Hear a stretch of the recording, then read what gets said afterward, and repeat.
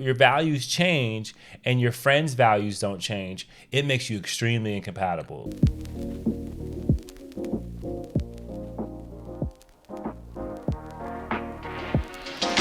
Hey guys, welcome back to the Push Podcast. I'm Janelle Copeland. And I'm Edward J. Copeland. I almost said C. Copeland. You're definitely not Edward C. Copeland. I am Edward J. Copeland. I hope everyone is okay out there in this wonderful world that we live in. I'm not. Oh, okay. I'm not. Tell us more. This podcast is going to be a little challenging because here's the thing. There is always something happening in the Copeland household, the Copeland family, or the extended families have something going on that we feel that we can't necessarily share because it's incriminating. It's incriminating. No one's broken. Yeah, well, maybe some people have broken a law. I don't know. Yeah, lots of laws have been broken, but we always wind up kind of being observers of things that are definitely really good what in the worlds. Yeah. And so this brings me to a really funky place right now because my whole day has been a what in the world. And it's been caused by family members. I'm just going to tell you. So it's always a challenge, like right before we hit, record. Do we talk about these people? Do we not? When we first started, it was, well, if they don't listen, then we talk about them. Well, as you can guess, the Push Podcast has grown.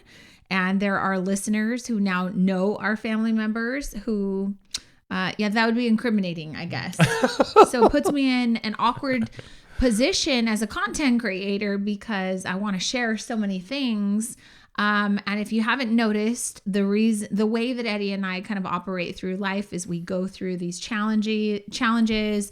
We have these challenging conversations and we're like, okay, what can we learn from the situation? Who's the problem here? What did I do to cause or contribute to this? Right. And then we want to share it with you guys, right? And so I want to read a really quick review. If you haven't taken the time to review the Push Podcast, that would be greatly appreciated, especially because I need some love today. My soul needs some love. Well, I love you, honey. Thank you, baby. I love you too. But Lockster27 says, Janelle and Eddie are my go-to motivators when I'm feeling a lack of focus or I just need a push to keep going towards my goals. The Copelands are there for me every single time. I love that they are real people with real problems and they use real talk to push me out of my comfort zone. There are no theories or case studies, just true things that happen in their lives to give others the motivation they need to keep going. The What in the World segments are the absolute best openers. I can't wait for your merch. And I want to thank you for that. So that leads me to tell you that we're about to open up Pandora's box today because can I just say, the listeners have spoken. Can I just say, this is mostly your family. No, I'm just There are no lies. There are no lies there. Well, what in the world? Okay, so can I just set the stage? Wait, time out. You're right that it's mostly my family, but not to put you on blast, but you didn't have a family until recently. Dang. What do you say to that? God, when I was a kid, I used to be like fighting words. You say you ain't got no daddy. Right. That was absolutely true. I'm gonna tell you this episode's gonna be all over. But last year, Ancestry.com became poster children for Ancestry.com. Yeah, but let's save that. We haven't got there yet. Yeah. But I will tell you, the listeners, the viewers, we have recorded those podcasts when they were really fresh. Yeah. And we are still slightly recovering from some of that. And so we always say you should share from your scars and not your wounds. We're still recovering from the wounds, but there's always something to laugh about because we're just humorous people. Absolutely. But we have so many lessons that if you guys think that you're getting fed great stuff in the Push Podcast, now y'all might want to stick around because it's about to be real. Real quick, and very soon. And we share from a place of trying to help and trying to add perspective. The Push Podcast is about development, personal development, business development, relationship development, and all those things. We're not saying, hey, we are the experts, but we're saying, hey, we have a take on it that may help you. We have a failure that may serve you. We have something that may come across to you that puts things in a perspective where you go, I never thought about it that way. Right. This may help me change the way I approach life, Right. change the way I approach my relationships. And I would just say, this past weekend, what in the world? I mean, what in the world? I mean, there were a couple things, major things that happened. Okay. Right? Someone drank too much. Well, a couple people drank too much. Time out. We did get permission for this particular saga. I'll just tell you, my sister, shout out to you, Richland. Sissy, what's up? Coley, my sister, adore you, and your soon-to-be fiance, Mitchell. If you would ever pop the question, that would be really convenient for you to do that soon, so you can actually be an official part of our family.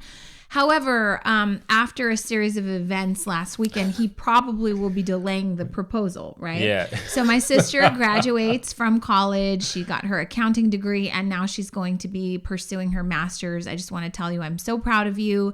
There's a lesson right there, which was when she was 18, fresh out of high school. She didn't know what she wanted to do. For those of you that don't know, my brother is highly academic. He's a genius. Shout out to Jared Coley. Went to Dartmouth, graduated top of class. Like, he's just like, he set the bar way too high for the rest of us in our family. But my sister at 18 didn't really have it quite figured out. She didn't love school, so she didn't really want to go to college. So she went to cosmetology school.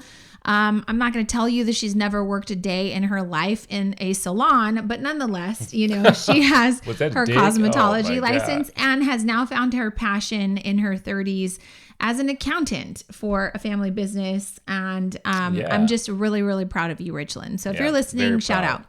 So we go to celebrate in Northern California, her and her, again, soon to be, hopefully, fiance, Mitchell, threw a party for Richland's graduation. And it was an honor to be there. We love going. We love, sharing everything. And again, this is why we created the Push podcast. We go through so many things that teach us lessons that we were just like, if we had a party, a barbecue once a week with friends, these would be the topics of conversations that we would be sharing, soliciting ideas, soliciting advice, and also sharing learnings, right? Right, yeah. So you guys are our friends because we started the podcast, and so here we are. Yeah, and so just to add to that, so they recently got a house. I don't know, was it a year ago? They purchased a home about a year ago. Beautiful and home. They have not really hosted a large gathering, right? And so they're getting ready for to his family and hers. Yeah, and so combining the families, and so people understand that that's a lot of pressure, right? You've got your family, and you've got the other person's family, soon to be in-laws, and soon to be in-laws, and they, you want everyone to mesh, right? You want them to get along. You want things to be smooth, and everyone should be on their best behavior. That's not what happened. So, but the crazy thing is that it wasn't so much the family, it was more of the friends. Okay. Right. And, we don't know where this conversation is going to go, but yeah, we want to talk about when you outgrow your friends, because that's an important thing, and how you know it, and what you do about it. And also, if you are the person that got outgrown, what you need to do about it. But this was really about, having friends that when you invite them to a party and they do not know how to act, shit can get real. What in the world is that? Think about the worst case scenario, right? So if we were to tell you a little bit about this, I want you to think about the worst case scenario. Think about your friend that you probably hung out with, that you probably drank with, grade. You probably partied with, you probably did all these cool things. When you were a kid. And so that you were probably in your early 20s, and you just did reckless things. Third grade. Third grade. These are friendships from third grade. Right. You grew up as an 18-year-old into your 20s. Okay. Yeah, when you got to your 20s, that's when it got real, because you started drinking, partying, all that kind of stuff. And they may not have really changed in many ways, and maybe you have, right? You got into a relationship, your priorities changed, you found a career that you love, and then you think about the worst case scenario. You put those people with your soon-to-be in-laws family, and for your new life, and what do you think can happen? A bunch of shit. Okay, so let's start there, because that's the first lesson of today's Push podcast, and that is, what friends have you outgrown? You might have friends that you've had from third grade or even kindergarten that you've grown up, and I just want to ask you, have you outgrown each other? Because you usually know, like, it's kind of a drag to get together with these friends. Like, it takes a lot of energy. It takes a lot of energy. It's not really enjoyable. You don't talk about the same things. Maybe you don't share the same values. So there's a couple of, I guess, pointers that we want to point out to you, right? Yeah. So you could have potentially grown out of your friends because of personal or professional or business achievements. So I'll give you mine. You start a business. You start realizing the importance of investing in your growth, right? So you sign up for courses, you attend conferences, you meet all of these business professionals, and you're like, oh my God, there's a whole world of people out there who now enjoy the thing that I'm trying to learn. So I want to be friends with these people. Right. And then you have like the career. Your career takes off. You start to take on different roles. Maybe you travel. Maybe your network changes, and so your title change. And all of a sudden, now you're rubbing elbows with the different individuals that are highly successful in your industry, and they become like your circle in a sense. So maybe your vocabulary changes, right? Because every time you progress, vocabulary increases and changes because you're exposed to new things, and so now your interest kind of changes. Because the individuals you're hanging out with are introducing you to new things. Right. That could be, in my case, it's been like people have introduced me to new books. And I'm like, oh my God, why didn't I have this book in my 20s? Well, I wasn't ready for it. But I'll share the book with a friend and they're like, oh, that's stupid. Right. 100%. Okay. As my career advanced, video games became not important. Right. Also, as your marriage became important, that was a dilemma or, an ultimatum that I gave you. Listen, sit here, play these video games on this couch one more night and watch yourself be single. Right. And it's interesting because I find that you interact with people that are in their 20s, young women, men, what doesn't matter. And they talk about video games and they're in relationships or they're married. And I go, I just wonder how long that's going to last. Right. Because you can't just be you coming into a new relationship unless that's in your contract. Okay. Yeah, and so one of the triggers is going to be achievement professionally. Last thing in professional and business could be your income increases, right? Right. And they say like money changes people. My grandma, bless her heart, today she's 79 years old. We watched Crazy Rich Asians, and she goes, "I would never, under any circumstances, want all that money." Really? I said, "Why?" She goes, "'Cause more money, more problems. Those people are assholes." Like, did you see? She was so offended with the way that the rich people behaved. And I said, "Grandma, isn't it true? There's a lot of poor assholes too." Yeah, it's equal. And she goes, very equal. "True, baby. That's true. But I would not want all that." I said, "Well, I'm going to wish for that for you because somebody has to take care of you when you get older." You know what? I'll take the rich. I'd rather be rich and be around rich assholes because when you're rich, you got options, right? Okay. When you're poor, you may not be able to move in the neighborhood that you're in. That is so there's a lesson from the Push podcast. There are rich assholes, but there are also poor assholes. Just as many. I'd rather be an asshole with money. I don't know. No, I mean, you don't want to be an asshole. I won't be an asshole, rich or poor. But I wouldn't mind, dealing with the rich assholes with options. I agree with you. Right. You got to have options. So that's number one. You could outgrow friends because of business or professional achievements. Number two, spirituality, enlightenment changes. So give me some examples for that. Yeah, you can find, maybe you have a new devotion to a new type of faith, right? And so maybe you've lived a life of sin and now you're like, I found Jesus. Born again Christian. Jesus is my life. And you got your friends that, you know what? Maybe they're still atheists. Sinners. Maybe they don't. Yeah, maybe they're still sinners. And so a lot of times when your faith changes, your time is spent on, hey, I'm really working on myself when it comes to my religion and all those types of things. And so that can definitely be a part where you're growing out of friendships. Can I just tell you, like, you're referring to like a life of crime and a life of being a sinner.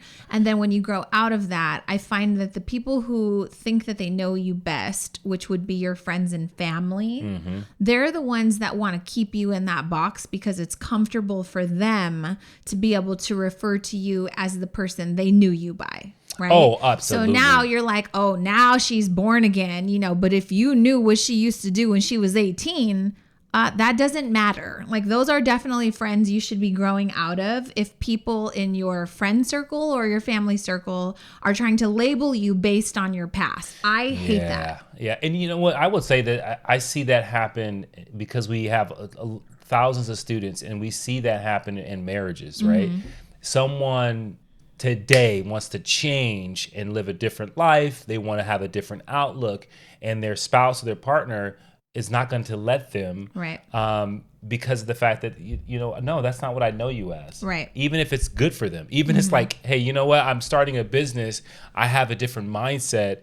And they keep wanting to pull them back to the old mindset because that is how I know you best. Well, because it's uncomfortable for me to watch you change. Now Right. I got to change my vocabulary about you, and it's highly inconvenient. Yeah, and I think that is so. If you're listening to this and you're finding, hey, I'm in a relationship. I've been listening to the Push podcast. This is episode 93, and you guys have made me. I'm like growing like crazy, but I can't get my partner to listen in, and they are not growing. This episode's for them. This is episodes for them.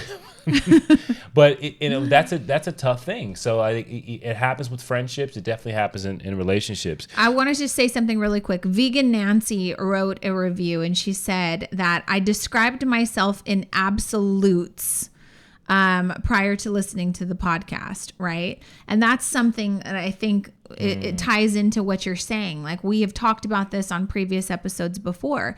If you tell your husband, you never take out the trash, can you please start taking out the trash?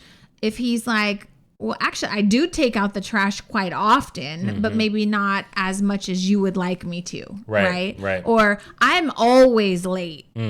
Okay, well, you can choose not to be late, right? So you might be putting titles on other people or putting titles on yourself. And in this case, Vegan Nancy was putting titles on herself prior to listening to the Push podcast. She no longer does that, though. She said there is a clearer path on what I want to change and improve, not just in myself, but also in my marriage, in my relationships, in my business. So thank you guys. I love that. We're going to be sending both Lockster27 and Vegan Nancy a 30-day Guide to Thrive journal and also a Pusher t-shirt. So in case you missed the memo, in episode 92, we told you that we're doing a countdown to 100 episodes. And every episode, we're going to be looking for 3 reviews to send out t-shirts and a journal because we want to see you live your best life and we want you to represent. So just had to throw that in. Another way that people could change spiritually or like through enlightenment is maybe their moral compass changes, right? I'm just going to say I came from a life of crime. And my husband, who is very Jesus-like, has definitely helped to reshape my moral compass because you're just so honest that it just has become non-negotiable for me to be like walking with Jesus as well. And so that gets me in trouble because I've always been pretty assertive and like very much open about my opinion. But now it's like impossible for me to lie to you. So if you ask me if you look fat in the dress, I'm going to tell you, yeah, that dress makes you look really fat. Oh, God.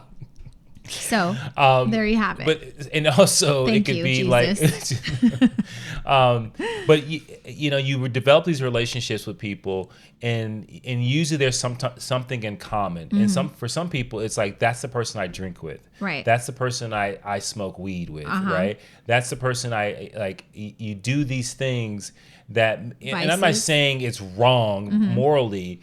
But you change like how you view those things. And so now all of a sudden you say, hey, drinking too often is not good. I don't want to do that anymore. Well, in the case of my sister Richland at this party, she is marrying a cop. Right? He's a parole officer. So he's not like down for you getting sloppy drunk. He's not down for you doing drugs. He's not down for any of that stuff. As a matter of fact, I think he would call the police on you. No, he literally said, I will call the police on you. It's not you think. He said that. So, those could be some things. Maybe these friends that you hung out with at one point, they were your vices. Maybe you're listening to this and you're like, there's nothing wrong with a couple of tequila shots at a party. And maybe you're noticing that a couple of your friends have stopped calling you and inviting you to some of their parties. So you think that they got a promotion and now they think they're all that at their job. So they don't even invite me anymore. Maybe you're the one we're talking about. Maybe you get sloppy stupid. It was so funny because he was telling a story and I guess that these friends have, gotten a little too tipsy before, and there's an argument that happened, and they were outside, and he tells your sister, he says, and they almost called the police, and she goes, no, they didn't. He goes, yeah, because I was the one who was going to call the police. I thought it was the funniest thing ever.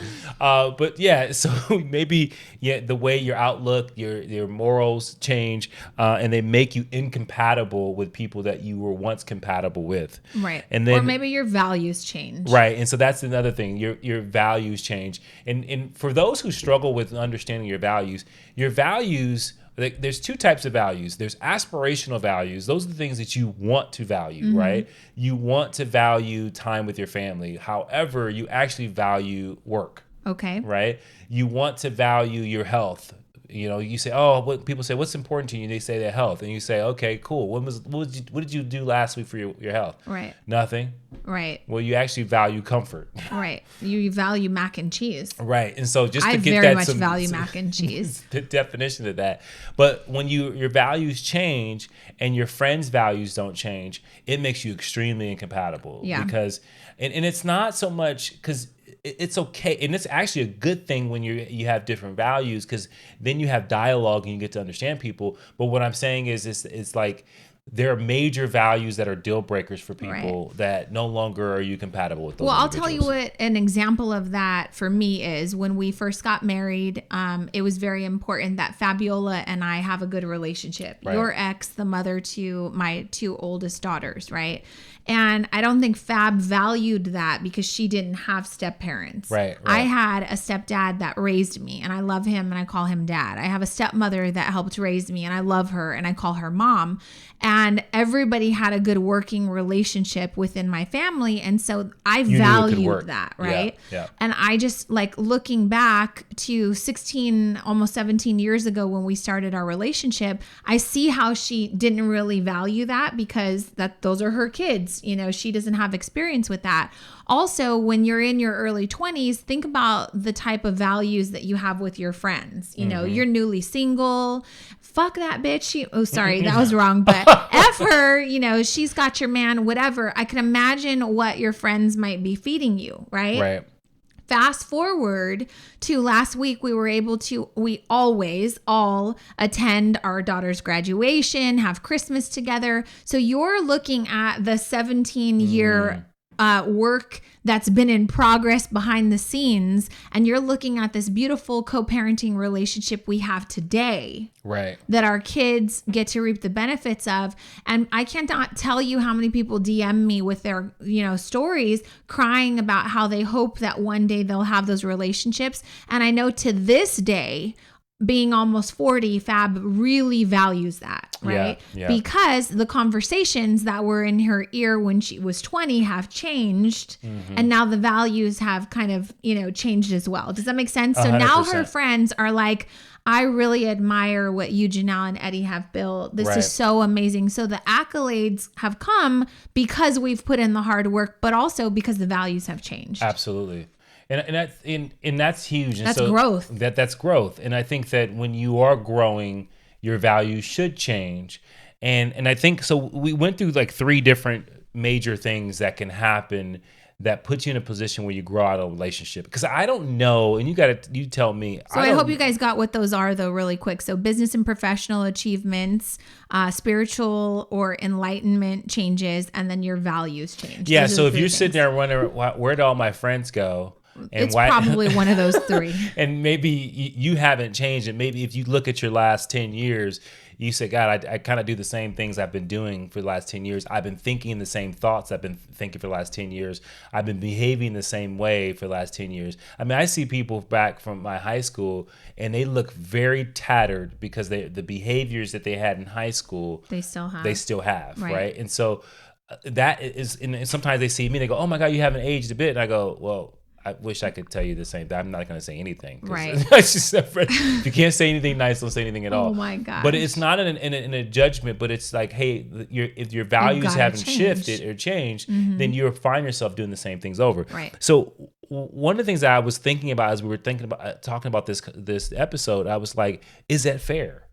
Like, is it an ego thing? Like, is it because when you think about saying that you outgrew friends, people can take that and say, oh, well, you think you're better than me. Okay, time out.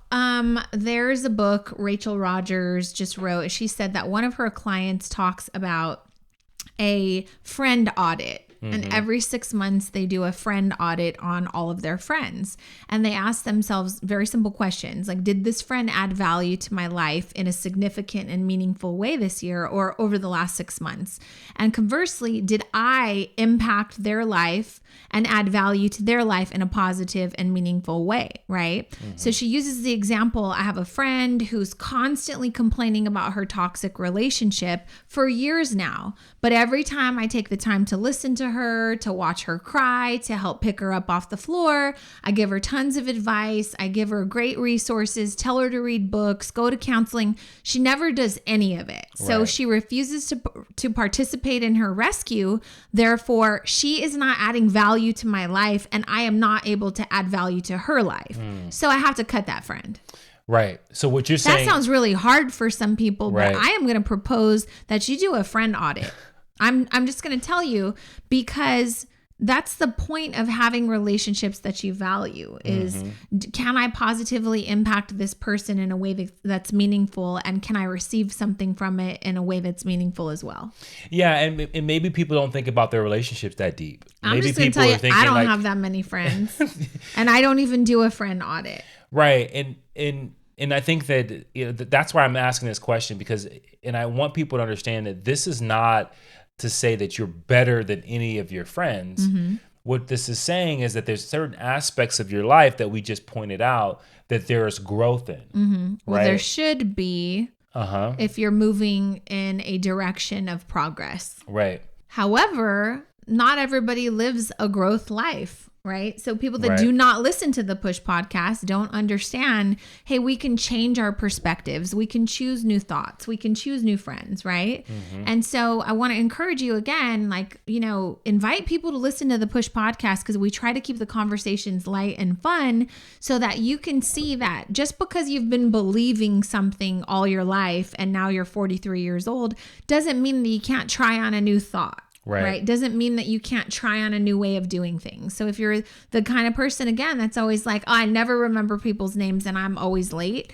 Well, how about today you decide to stop saying that and then you work on getting better at those things? We can change at any point, but some people don't want to change because it's comfort. And I think that that's what drives relationships apart. Right. Like when so your question is it fair? It is fair, but a lot of times the people who think it's not fair, they're not recognizing that they're the ones that are not growing at the same pace that maybe everyone else is. So then what happens is oftentimes they become victims. Yeah. And when you become victim, that's tough. Right. And I think it's important to understand that, like I said, you're not better than anyone.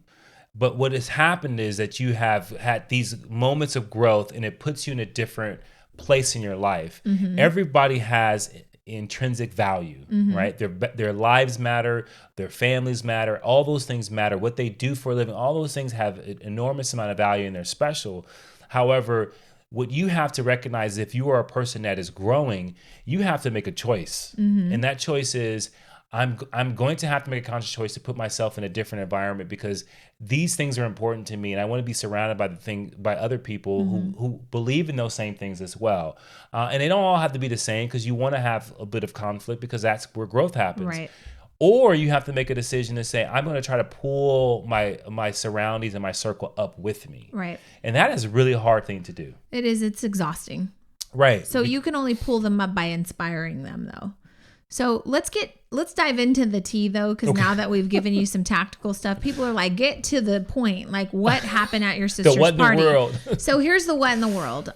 There's a couple of friends that get invited, and they had a little too much to drink. I'm just going to tell you right now, I think it was my stepmom and her sister, my aunt. The punch. We have this theory that, they came, they set up the day before, they made all these margaritas.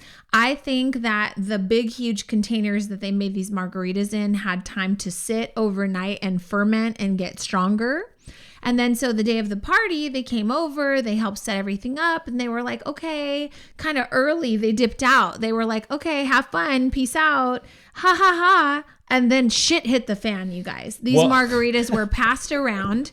and they tasted really good, but they had a ton of alcohol in them. I don't really drink, so I knew immediately I had to put tons of ice cubes and water in it to dilute it. But I don't think everybody else at the party got the message. No, and I think you're going a little too fast. No, okay? We gotta speed this along. I know. So one guy walks through the screen door. Well, yeah, somebody walks through. It like levels, and he has no clue what just happened. Oh yeah, my brother-in-law says, "Dude, you just tore down my screen door. Move out of the way. Help pick it up. Something." So that was one. And he was so wasted, he kept like falling asleep and nodding off. But he was harmless. He was actually a nice guy. And then one of the young ladies had a little too much to drink and was leaning on your uncle, right? Very inappropriately. And so at one point I looked over, she was standing in the taco line next to you, and she was painting an imaginary line between the two of you. Right. And I go, "What are you doing?" And she goes, "I'm trying to keep it appropriate." And she was so sloppy drunk, and it was bad, right? And she was hanging on people at our party, in our family, inappropriately, to where my family is now like, should I get her off of my husband or what? So of course it gets back to my sister. My sister's mortified. She's crying now at her party, has to round up her friends and basically say, "You bitches are ruining my party. This day's about me and my accomplishment, and it's now become all about you. So if you don't get it together, I'm kicking you out." So what do? They come out and start apologizing to everyone. "I'm so sorry if I was inappropriate. Like that drunk I've apology. been hurt. I've been told," sorry. right? So then it becomes super dramatic because now you're apologizing to 50 people, and we know that you were told to do it, and that's not how you should have handled that, because then it still makes it about you, right? So at one point, the big sister was like, "Okay, do I kick these broads out? Like, how do I save this party?" Thought we had it under control, and then boom, it hits the fan again. Right. So how do we get into this? Because now we have listeners that are at this party that are now listening to the Push podcast. So what basically happened is this. One of these friends was sitting across. Let's call her Julie. Let's call her Julie. Okay. Julie was sitting across by a very important person from the family. The soon-to-be mother-in-law. The soon-to-be mother-in-law. I was going to hold it back. And was curious, apparently, of what her ethnicity was, right? And she goes, "What are you?" And when someone asks you that, and you're like at a party and the person's been drinking, you kind of go, "Oh, well, what do you think I am?" Okay, time out. As someone who has constantly my whole life been asked, "What are you?" I find the question extremely offensive. I just do. Everybody always asks me. I mean, it's pretty obvious, but people constantly ask me, "What are you?" And I go, "What do you mean? I'm an entrepreneur." Like, I have smart ass remarks now because I just think, don't ask me about that, right? Yeah. I get that you're intrigued, but don't ask me. So someone asked her, well, ironically, I had talked to her because we were both Portuguese. And so she's Portuguese, this woman, the soon-to-be mother-in-law. And so I'm watching drunk Julie ask the soon-to-be mother-in-law, "Well, what are you?" And she's slurring, and I'm like, okay, I don't like where this conversation is going. I'm sitting next to my daughter, my husband, some other friends. And so I chime in, I go, "She's Portuguese." And you get up and leave. And I get up and leave thinking, okay, now I've solved this mystery. You guys can move on from a different, to a different topic. Right. And then the mother-in-law looks at me and says, the kitchen. You gave it away. Right. I go into the kitchen thinking like, okay, it's now got to pivot because I solved the mystery. And then 5 minutes later, this whole thing transpires that I have no clue what's happening. But now they come into the house and they're crying and people are hysterical and someone has been insulted. Right. So now I have to play Blue's Clues to figure out where my sister is because she has fled her own party. Where the soon-to-be mother-in-law is because she was basically verbally assaulted. Right. Where the drunk is because my brother-in-law is about to beat her ass and call the cops on her, which he is the popo. And then Eddie, turns out, witnessed the whole entire thing, you guys. Because that's what I do. And so I'm sitting... So... this conversation about what she is continues after Janelle leaves, and they're going back and forth, and she goes, "Well, what are you, albino?"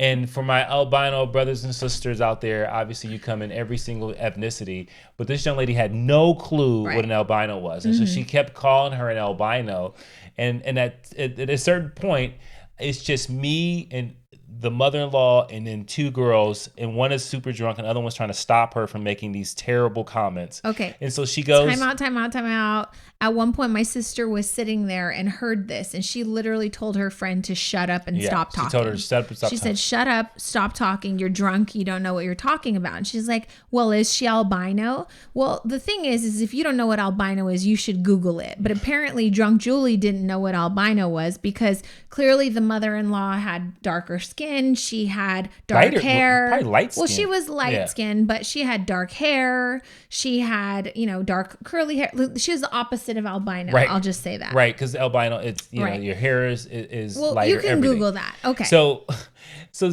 I'm looking at this and I'm sitting here going back and forth. My eyes are just going from one person to the next person of like, what is going to happen here? And I don't say anything because I'm an observer of life, right? Okay. And so I'm watching this, and so at one point she goes, "You really thinking I'm an albino?" She goes, "Well." And then she makes an insulting comment about her eyebrows, right? And then the lady... It has gone too far at this point, and the mother-in-law looks at her and says, "Why are you messing with a 50-year-old woman? Do you want to get punched in the face?"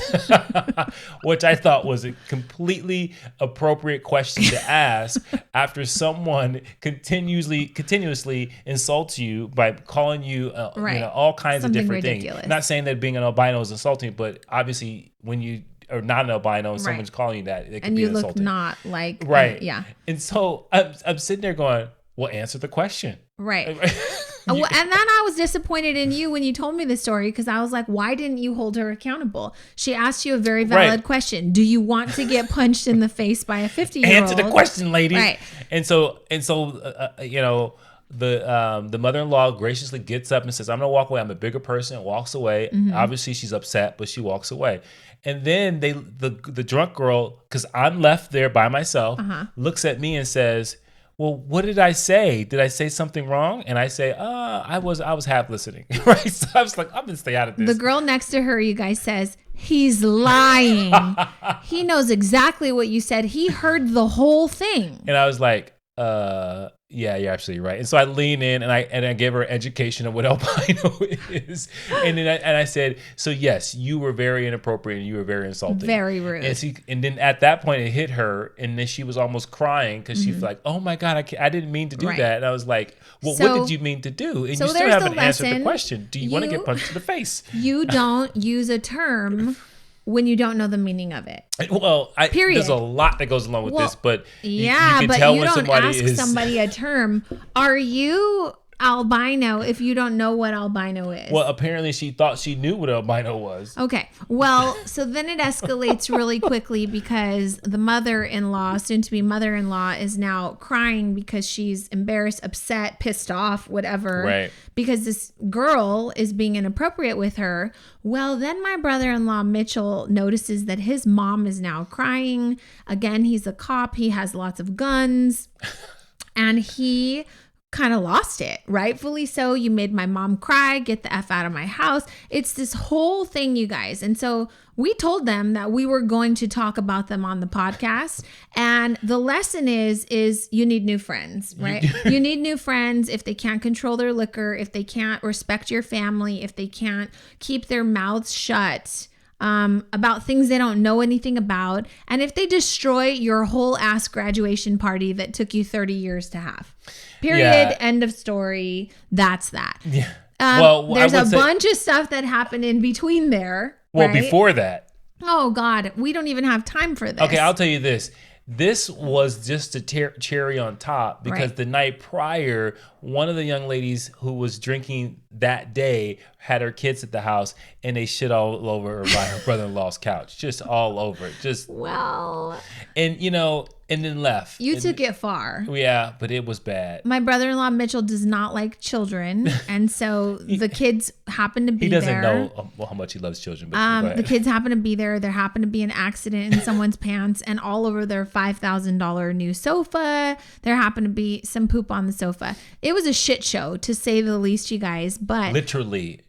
But it was a lot. Figuratively. It was a lot of fun. You know why? Because we're the kind of people that we take situations like this, we make them fun.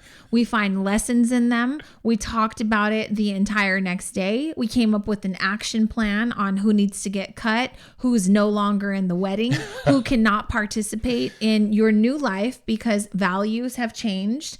And, you know, friendships need to be ties need to be severed at this point. Right.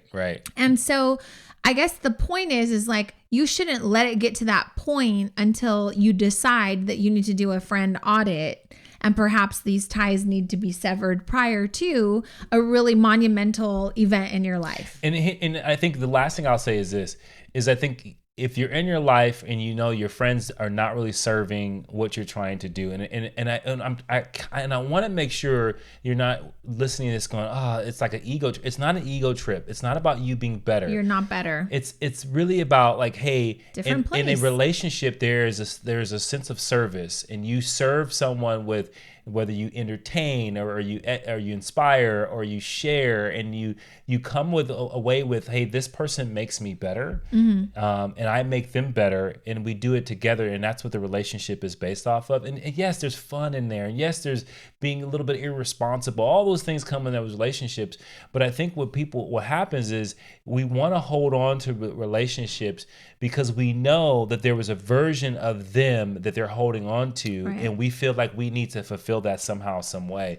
And so we hold on to these relationships when we should let them go. Right. When we should move on and say, okay, that was a place, that was a time, it was special. And maybe that relationship will rekindle over a few years once there's growth on both parts, because that happens, right? Someone goes away, you come back and you go, oh my God, you've like grown so much. Like you're like a totally different person. And like, maybe you could inspire them. And so a lot of times I think it's important, if you are in those situations, you truly love someone that's like not a family member, but a friend, the best thing you can do is role model what great looks like, right? Especially if they don't want your help right now. Right. So I want to know, what has your foul ass family done? Because there are many things that I'd like to share with you in closing of this episode that I just cannot share right at this moment because, one, they're too fresh. Two, these people probably listen. And it would probably cause some drama. And that's not what the point of this episode is. This isn't to air our dirty laundry. This is to really find the lessons in here, right? And I had another lesson. Well, don't keep alcohol in your house. Don't keep alcohol in your house. Well, you can, but don't invite the wrong people. Well, like I have my brother over here and he asked for alcohol. I go, I don't have any. Oh my God. He may lose it. See, your family members too. That's another episode. But what I was going to say was, drunk Julie wound up, coming to find me, the older sister, like, who's very disappointed. We're going to throw you out of this house and you got to go. Like, she's on the curb now. And she said, I just want to apologize to you and your family. I didn't mean to be disrespectful with the albino comment. And I said, I appreciate that, but I'm not the one that you offended. You offended my sister by insulting her future mother-in-law. And she said, well, I'm not going to apologize for that because she was rude. And I said, you know what? That's privilege. That is privilege at its finest, for you to have done something extremely wrong and out of pocket and still like stand, by your guns and say, I'm not going to apologize because they disrespected me. This is a party for one of your best friends, for a very important, monumental, moment in her life. And you disrespected her future mother-in-law. Shame on you. Yeah. I just got to tell you. So if you're the kind of person that justifies your actions, well, that person disrespected me. So because you felt disrespected, because you felt like someone was rude to you, you think anything goes now. That's privilege. And I need you to not be privileged, because it's not a good trait to have. And the worst part about that is she's apologizing to you because she still thinks that albinos are only black. Right. So even in the apology, it's like, it was just ridiculous. We're crazy. Well, the next day she did Google it, and Google told her, and then she, she learned. And I said that day, I said, you should never you should never insult someone with a term that you don't know the definition of. Right. There's so much there, but that was just like a little snippet of some of the drama that happened at a very significant, event for our family. And so I want to know, is your family crazy too? Tell us in a review for the Push podcast.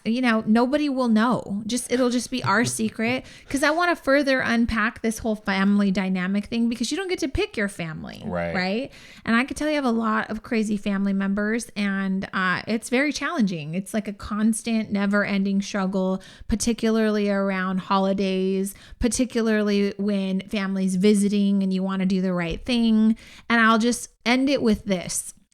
Most of the time, it comes down to expectations not being met on all sides. Mm-hmm. Your expectation of what this visit should have looked like was not in alignment with what I expected this family visit to look like. Right? Your expectation of how someone should act in a relationship is not in alignment with the expectations I have about how I should be acting. Right. And so I want to tell you, expectations get you in trouble. Mm-hmm. And at this point, some stories I shared with my husband today out of frustration, and he said, "But are you surprised?"